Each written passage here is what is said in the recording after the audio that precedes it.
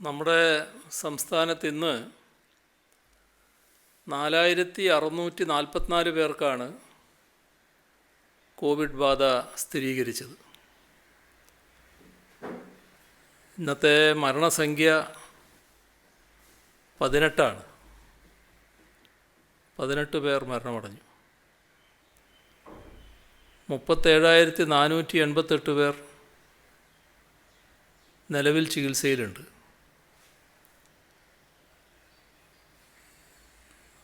സമ്പർക്കം മൂലം രോഗബാധയുണ്ടായത് 3781 പേർക്കാണ്. ഉറവിടമറിയാത്ത 498 പേരുണ്ട്. രോഗബാധ സ്ഥിരീകരിച്ചവരിൽ 86 പേർ ആരോഗ്യപ്രവർത്തകരാണ്.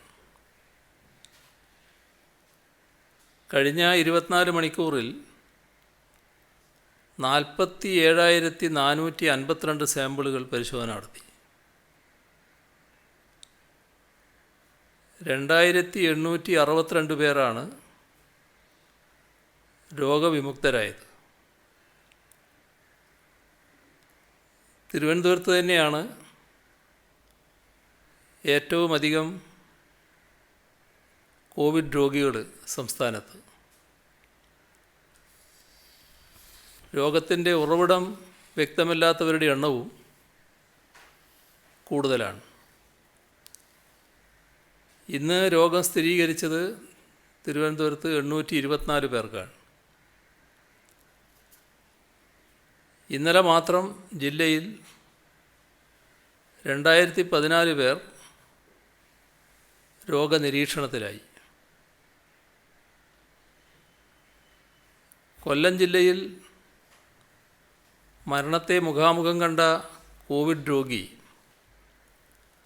അത്ഭുതകരമായി ജീവിതത്തിലേക്ക് തിരിച്ചു വന്നത് നമ്മുടെ ചികിത്സാരംഗത്തെ വലിയ നേട്ടമാണ്. പാരിപ്പള്ളി സർക്കാർ മെഡിക്കൽ കോളേജിലാണ് കോവിഡ് അതിജീവനത്തിൻ്റെ ഈ അടയാളപ്പെടുത്തൽ. 43 ദിവസം വെന്റിലേറ്ററിൽ, അതിൽ 20 ദിവസം കോമാ സ്റ്റേജിൽ.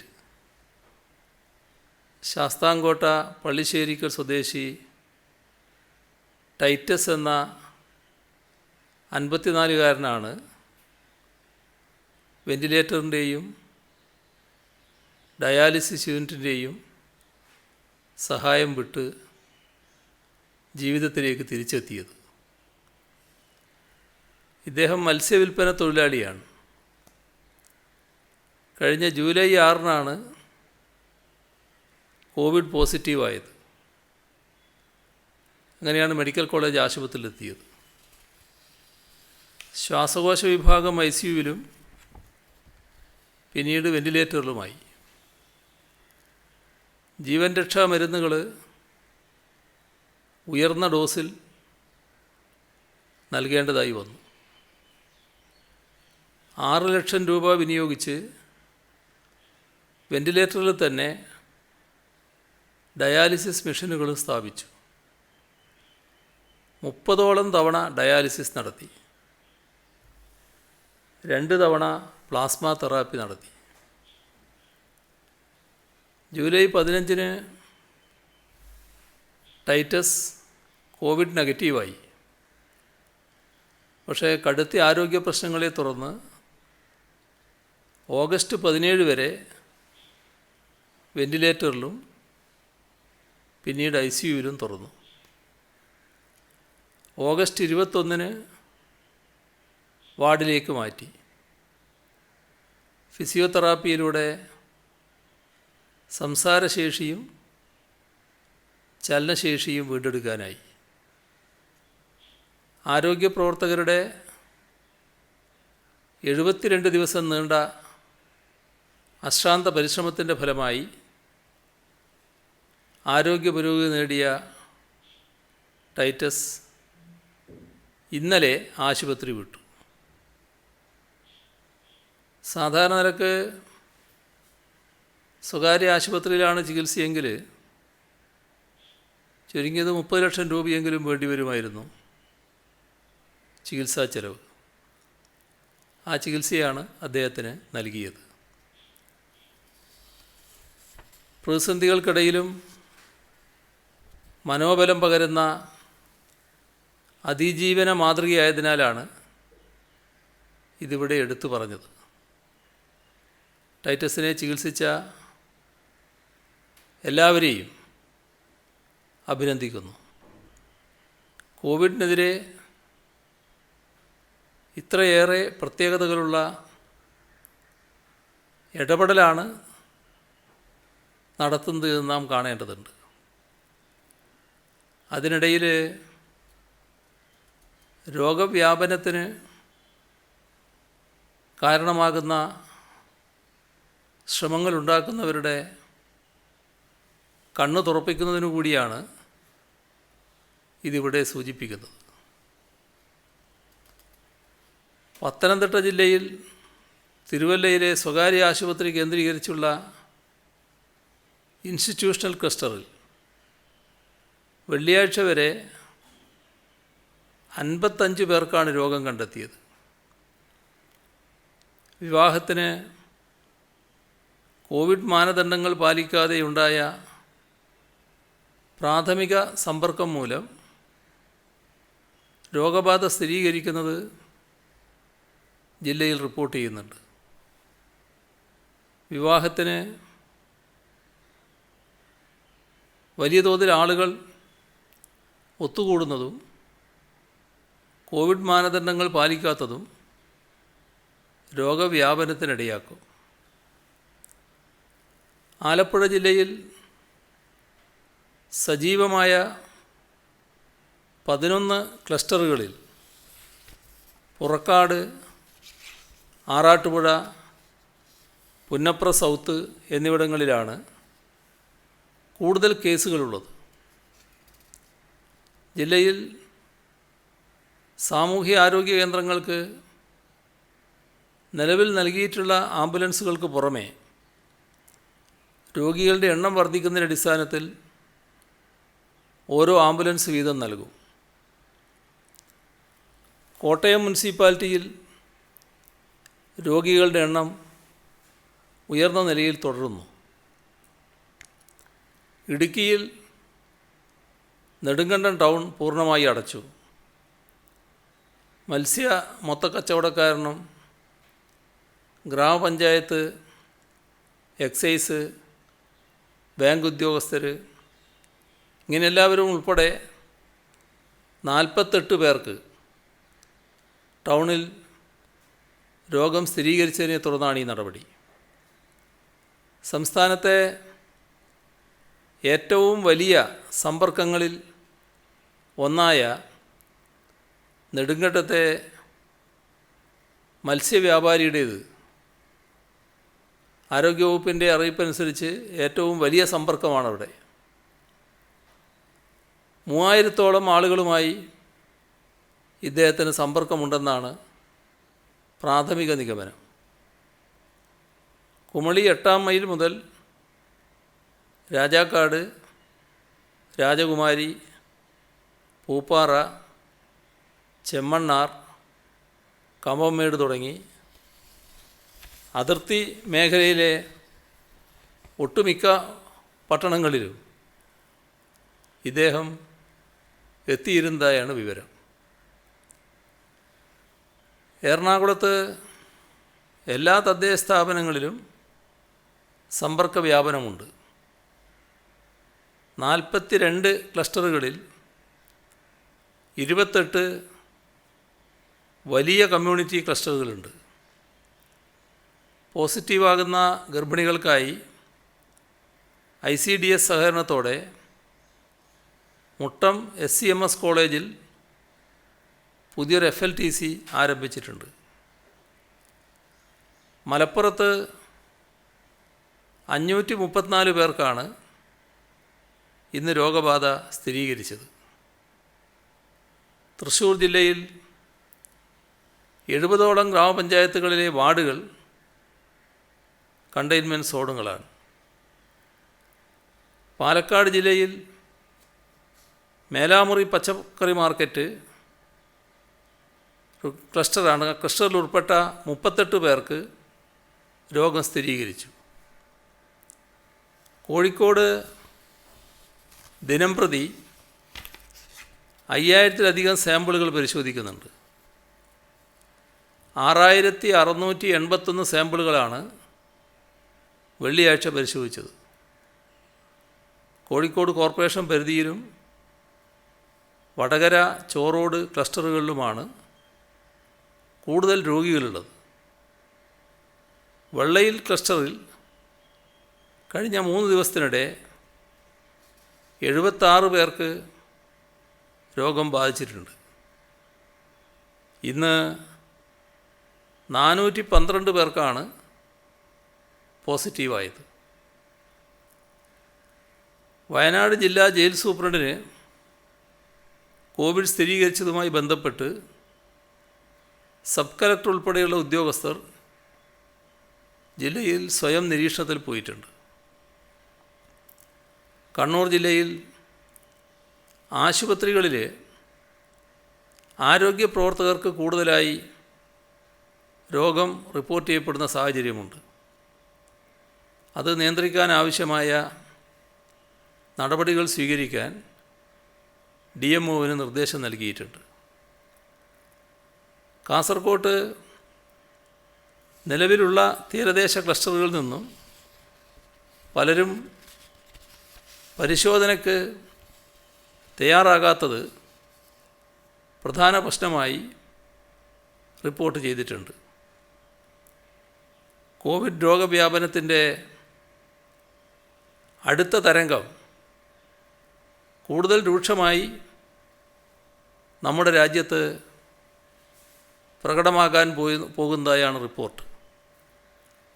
വർദ്ധിച്ച വ്യാപനശേഷിക്ക് കാരണമായേക്കാവുന്ന ജനിതക വ്യതിയാനം സംഭവിച്ച വൈറസുകളാണ് കേരളത്തിൽ കാണപ്പെടുന്നതെന്നാണ് വിദഗ്ധ പഠനത്തിൻ്റെ നിഗമനം. ഗവേഷണത്തിൻ്റെ ഭാഗമായി കോഴിക്കോട് മെഡിക്കൽ കോളേജിൽ കേരളത്തിൽ നിന്നുള്ള 179 വൈറസുകളുടെ ജനിതക ശ്രേണീകരണം നടത്തുവാനും അവയുടെ വംശാവലി സാർസ് കൊറോണ 2-ൻ്റെ ഇന്ത്യൻ ഉപവിഭാഗമായ 2A ആണെന്ന് നിർണ്ണയിക്കുവാനും സാധിച്ചു. വിദേശ വംശാവലിയിൽപ്പെട്ട രോഗാണുക്കൾ കണ്ടെത്താൻ കഴിഞ്ഞില്ല. വടക്കൻ ജില്ലകളിൽ നിന്നെടുത്ത സാമ്പിളുകളിൽ നിന്ന് ലഭിക്കുന്ന വിവരപ്രകാരം ഒഡീഷ, കർണാടക, മഹാരാഷ്ട്ര സംസ്ഥാനങ്ങളിൽ നിന്നുമുള്ള രോഗാണുക്കളാണ് കൂടുതലായി കണ്ടത്. അയൽ സംസ്ഥാനങ്ങളിൽ രോഗവ്യാപനം ഗുരുതരമാകുന്ന സാഹചര്യം കേരളത്തിൽ വലിയ ആഘാതം തന്നെ സൃഷ്ടിക്കും. നേരിയ അലംഭാവം പോലും വലിയ ദുരന്തം വരുത്തിവെച്ചേക്കാവുന്ന ഘട്ടത്തിലാണ് നാം ഇപ്പോഴുള്ളത്. പ്രതിരോധ നടപടികൾ കൂടുതൽ കർശനമായി പാലിക്കാൻ നമുക്കാവണം. പൊതുസ്ഥലങ്ങളിൽ എല്ലാവരും ഉത്തരവാദിത്വ ബോധത്തോടെ പെരുമാറിയേ തീരൂ. ഇതിനിടയിലാണ് ബംഗാൾ ഉൾക്കടലിൽ ന്യൂനമർദ്ദം രൂപപ്പെടുന്ന സാഹചര്യം വന്നത്. അതിൻ്റെ ഫലമായി കേരളത്തിൽ കാലവർഷം ശക്തി പ്രാപിക്കുമെന്നും വിവിധയിടങ്ങളിൽ അടുത്ത ദിവസങ്ങളിൽ അതിതീവ്ര മഴയ്ക്ക് സാധ്യതയുണ്ടെന്നും കേന്ദ്ര കാലാവസ്ഥാ വകുപ്പ് മുന്നറിയിപ്പ് നൽകിയിട്ടുണ്ട്. ഉരുൾപൊട്ടൽ, മണ്ണിടിച്ചൽ, വെള്ളപ്പൊക്കം ഇവയെല്ലാം മുന്നിൽ കണ്ട് തയ്യാറെടുപ്പ് നടത്താനും അതീവ ജാഗ്രത പാലിക്കാനും സംസ്ഥാന ദുരന്ത നിവാരണ അതോറിറ്റി ജനങ്ങളോട് നിർദ്ദേശിച്ചിട്ടുണ്ട്. ശക്തമായ കാറ്റ് മൂലം മരങ്ങൾ കടപുഴകി വീണുള്ള അപകടങ്ങൾക്കും സാധ്യതയുണ്ട്. മത്സ്യത്തൊഴിലാളികൾ ഒരു കാരണവശാലും കടലിൽ പോകാൻ പാടുള്ളതല്ല. ഇന്ന് ഇടുക്കി, കണ്ണൂർ, കാസർഗോഡ് എന്നീ ജില്ലകളിലും നാളെ ഇടുക്കി, മലപ്പുറം, കണ്ണൂർ, കാസർഗോഡ് ജില്ലകളിലും അതിതീവ്ര മഴ ഉണ്ടാകുമെന്നാണ് പ്രവചനം. അതിതീവ്ര മഴ അപകട സാധ്യത വർദ്ധിപ്പിക്കാനിടയുണ്ട്. ഈ ജില്ലകളിൽ റെഡ് അലേർട്ടാണ് പ്രഖ്യാപിച്ചത്. ഈ ജില്ലകളിലെ ദുരന്ത സാധ്യതാ മേഖലകളിൽ ഉള്ളവരെ മുൻകരുതലിൻ്റെ ഭാഗമായി ക്യാമ്പുകളിലേക്ക് മാറ്റേണ്ടതുണ്ട്.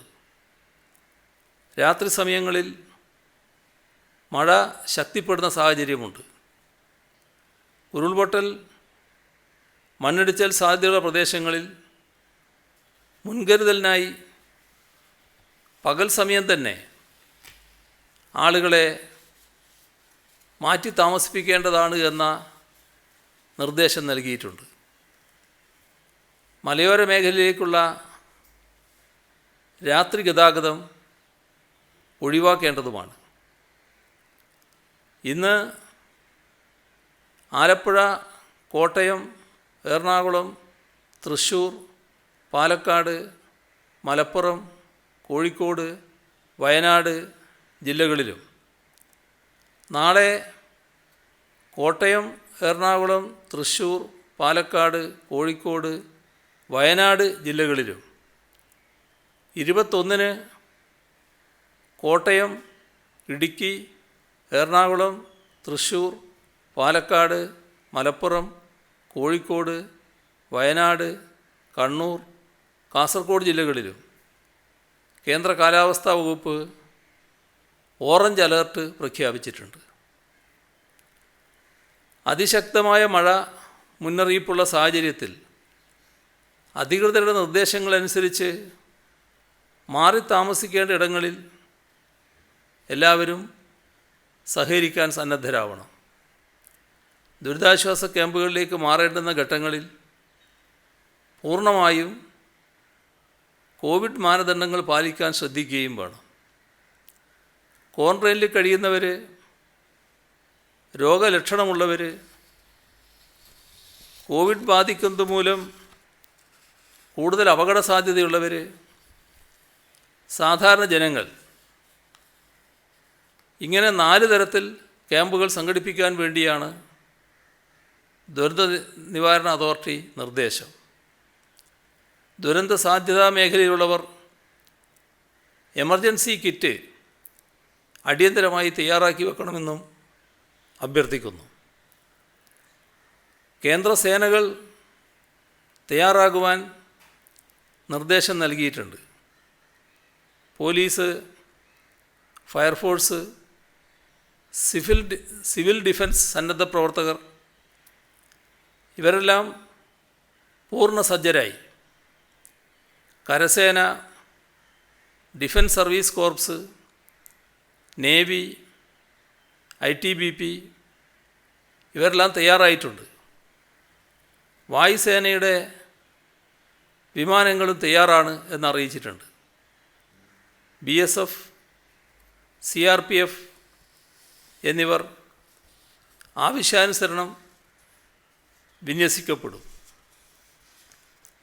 സർക്കാരിൻ്റെ 100 ദിന കർമ്മപദ്ധതിയുടെ ഭാഗമായി ഇന്ന് 4 സംരംഭങ്ങൾ ഉദ്ഘാടനം ചെയ്തിട്ടുണ്ട്.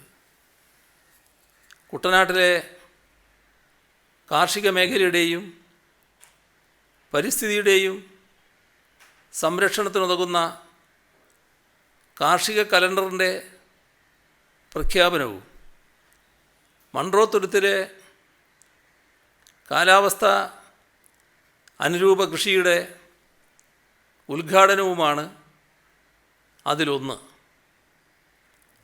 100 ദിന കർമ്മപരിപാടിയിൽ പ്രഖ്യാപിച്ച രണ്ടാം കുട്ടനാട് പാക്കേജിൻ്റെ ഭാഗമായാണ് കാർഷിക കലണ്ടർ തയ്യാറാക്കിയത്.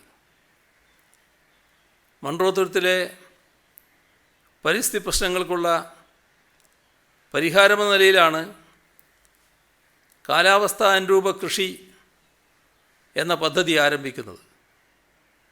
ഇവ രണ്ടും കാർഷിക കേരളത്തിന് ഏറെ പ്രതീക്ഷ നൽകുന്ന പദ്ധതികളാണ്. തിരുവനന്തപുരം മെഡിക്കൽ കോളേജ് കാഷ്വാലിറ്റിയിൽ all India institute of medical സയൻസസിൻ്റെ മാതൃകയിൽ അത്യാധുനിക സംവിധാനങ്ങളോടെ പുതിയ ട്രോമ കെയർ സംവിധാനവും എമർജൻസി മെഡിസിൻ വിഭാഗവും ഉൾപ്പെടുത്തി നവീകരിച്ച അത്യാഹിത വിഭാഗത്തിന് ഇന്ന് തുടക്കമായി. രോഗികൾ ആശുപത്രിയിലെത്തുന്ന നിമിഷം മുതൽ അടിയന്തര ചികിത്സ ലഭ്യമാക്കുന്നതിനുള്ള നൂതന സംവിധാനങ്ങളാണ് 33 കോടി രൂപ ചെലവിൽ ഏർപ്പെടുത്തിയത്. അത്യാഹിത വിഭാഗത്തിലെത്തുന്ന രോഗികൾക്ക് അത്യാഹിതത്തിൻ്റെ തീവ്രതക്കനുസരിച്ച് ചികിത്സ ഉറപ്പാക്കാനുള്ള അത്യാധുനിക സംവിധാനമാണ് ഒരുക്കിയത്. തിരുവനന്തപുരം റീജിയണൽ ക്യാൻസർ സെൻ്ററിൽ സജ്ജമാക്കിയ പുതിയ അത്യാധുനിക കാഷ്വാലിറ്റി സംവിധാനവും ഇന്ന് ഉദ്ഘാടനം ചെയ്യുകയുണ്ടായി. രോഗികളുടെ സ്വകാര്യതയ്ക്ക് പ്രത്യേക പരിഗണന നൽകും വിധം തയ്യാറാക്കിയിട്ടുള്ള ഈ പുതിയ കാഷ്വാലിറ്റിയിൽ അണുബാധ നിയന്ത്രണ സംവിധാനങ്ങൾ, രോഗതീവ്രതയനുസരിച്ച് സേവനം നൽകാൻ കഴിയുന്ന ട്രയാജ് സംവിധാനം, വിവിധ രീതികളിൽ രോഗികളെ കിടത്തി ചികിത്സിക്കാൻ കഴിയുന്ന പ്രത്യേകതരം കിടക്കകൾ, ജീവൻ രക്ഷയ്ക്കും നിരീക്ഷണത്തിനുമുള്ള ഉപകരണങ്ങൾ, കൂട്ടിരിപ്പുകാർക്കുള്ള പ്രത്യേക കാത്തിരിപ്പ് കേന്ദ്രം, ഇവയെല്ലാം ഇവിടെ സജ്ജമാക്കിയിട്ടുണ്ട്. മാത്രമല്ല 187 കോടി രൂപ ചെലവിട്ട് നിർമ്മിക്കുന്ന പുതിയ 14 നില കെട്ടിടം 2021 തന്നെ ഇവിടെ പൂർത്തീകരിക്കും. പട്ടികജാതിക്കാരുടെയും പട്ടികവർഗക്കാരുടെയും കുട്ടികളുടെ വിദ്യാഭ്യാസം മെച്ചപ്പെടുത്തുന്ന ഒരു പദ്ധതിയുടെ ഉദ്ഘാടനവും ഇന്ന് നിർവഹിക്കുകയുണ്ടായി. കുട്ടികൾക്ക് പഠിക്കാൻ വീടുകളിൽ വേണ്ടത്ര സൗകര്യമില്ലാത്ത പട്ടികജാതിക്കാരും പട്ടികവർഗക്കാരും ധാരാളമുണ്ട് എന്ന യാഥാർത്ഥ്യം നാം കാണേണ്ടതുണ്ട്. ഇത് കണക്കിലെടുത്താണ് രാജ്യത്തിനാകെ മാതൃകയാകുന്ന പദ്ധതി ആവിഷ്കരിച്ചത്. പട്ടികജാതിക്കാർക്ക് അവരുടെ വീടിനോട് ചേർന്ന് പഠനമുറിയൊരുക്കാൻ സർക്കാർ 2 ലക്ഷം രൂപ വീതമാണ് സഹായം നൽകിയത്. മുറി പൂർത്തിയാകുമ്പോൾ കമ്പ്യൂട്ടർ ഉൾപ്പെടെയുള്ള പഠന സാമഗ്രികൾ ജനങ്ങളുടെ പങ്കാളിത്തത്തോടെ തദ്ദേശഭരണ സ്ഥാപനങ്ങളാണ് സഹായിക്കുന്നത്. സംസ്ഥാനത്താകെ 12,500 പഠനമുറികൾ പൂർത്തിയായതിൻ്റെ ഉദ്ഘാടനമാണ് ഇന്ന് നിർവഹിച്ചത്. ഈ വർഷം 3750 പഠനമുറി കൂടി പൂർത്തിയാകും. ഇതിന് പുറമെ 2021 8500 പഠനമുറികൾ ഉണ്ടാക്കും. ഇതോടൊപ്പം പട്ടികവർഗക്കാർക്ക് സാമൂഹ്യ പഠനമുറികളാണ് ഒരുക്കുന്നത്. കമ്മ്യൂണിറ്റി ഹാൾ പോലുള്ള പൊതു സൗകര്യങ്ങൾ ഉപയോഗപ്പെടുത്തി 250 സാമൂഹിക പഠനമുറികൾ ഇതിനകം പൂർത്തിയായി. ഒരു പഠനമുറിയിൽ 30 വിദ്യാർത്ഥികൾക്കാണ് സൗകര്യമുണ്ടാവുക. ആകെ 500 സാമൂഹ്യ പഠനമുറികളാണ് സർക്കാരിൻ്റെ ലക്ഷ്യം. പട്ടികജാതിക്കാരുടെയും പട്ടികവർഗക്കാരുടെയും കുട്ടികളുടെ വിദ്യാഭ്യാസത്തിന് പരമാവധി സഹായവും പിന്തുണയും നൽകി ശാക്തീകരിക്കാനാണ് സർക്കാർ ശ്രമിക്കുന്നത്. 5ാം ക്ലാസ് മുതൽ 8ാം ക്ലാസ് വരെയുള്ള വിദ്യാർത്ഥികളിൽ വളരെ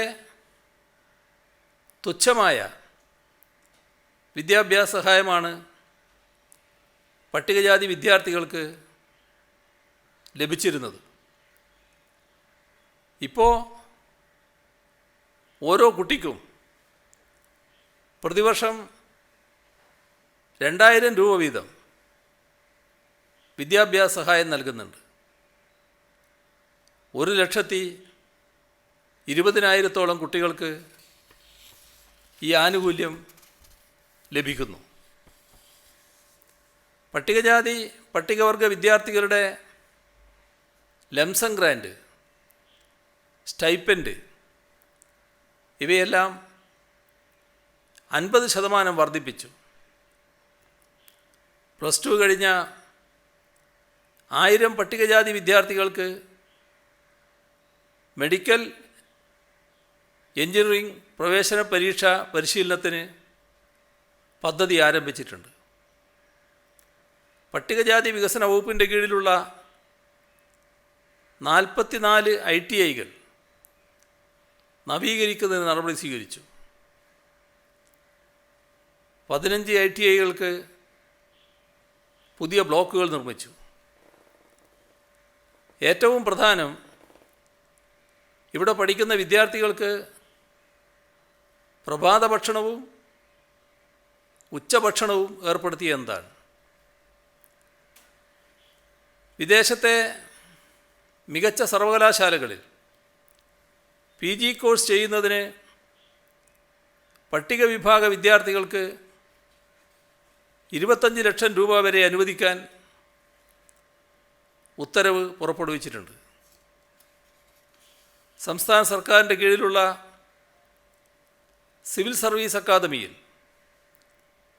300 പേർക്ക് സൗജന്യമായി പരിശീലനം നൽകാൻ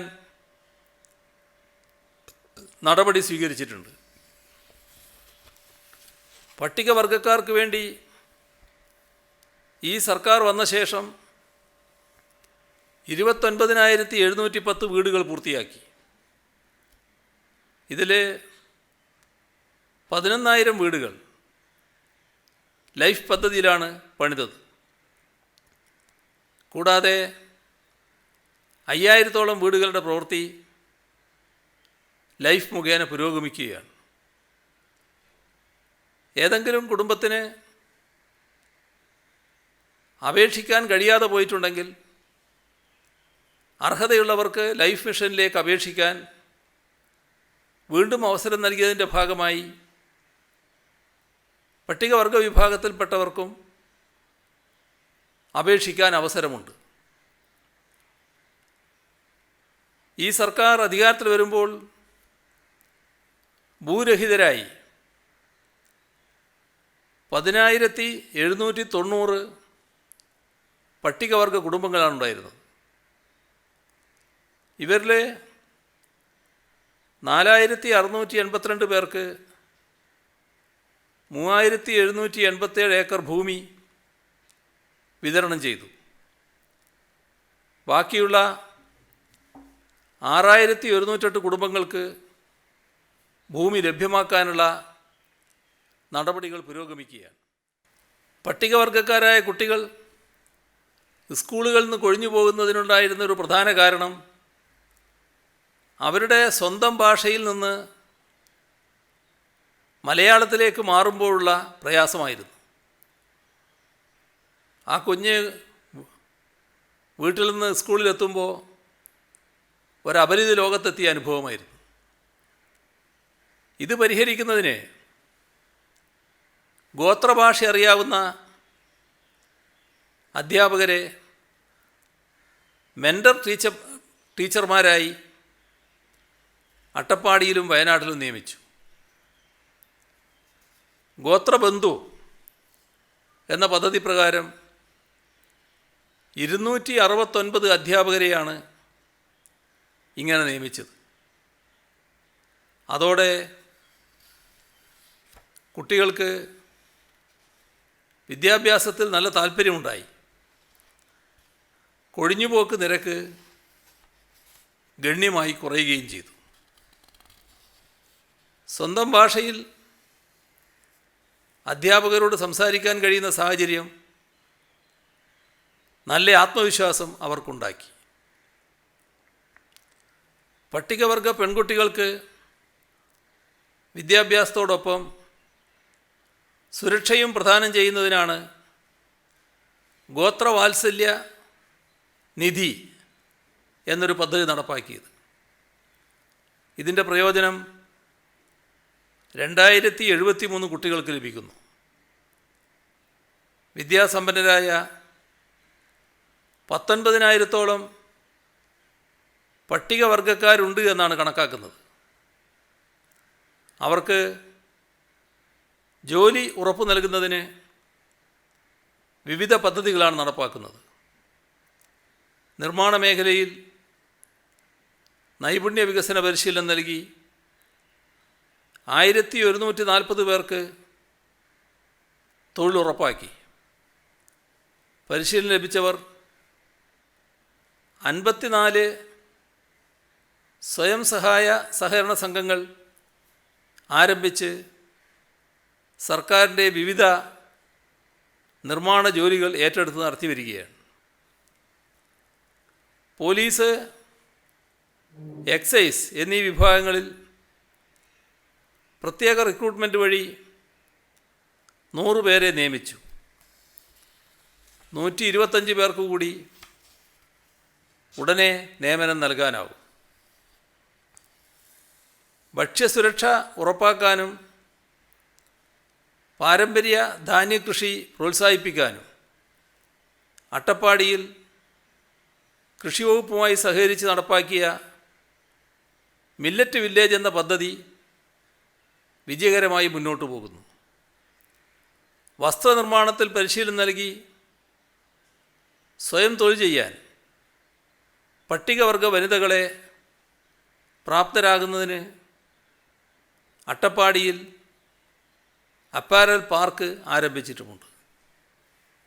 ഇതിൻ്റെ ഭാഗമായി 292 വനിതകൾക്ക് തൊഴിൽ ലഭിച്ചു. വിദ്യാർത്ഥികളുടെ യൂണിഫോമും മാസ്കും നിർമ്മിക്കുന്നത് ഇവിടെ പരിശീലനം ലഭിച്ച വനിതകളാണ്.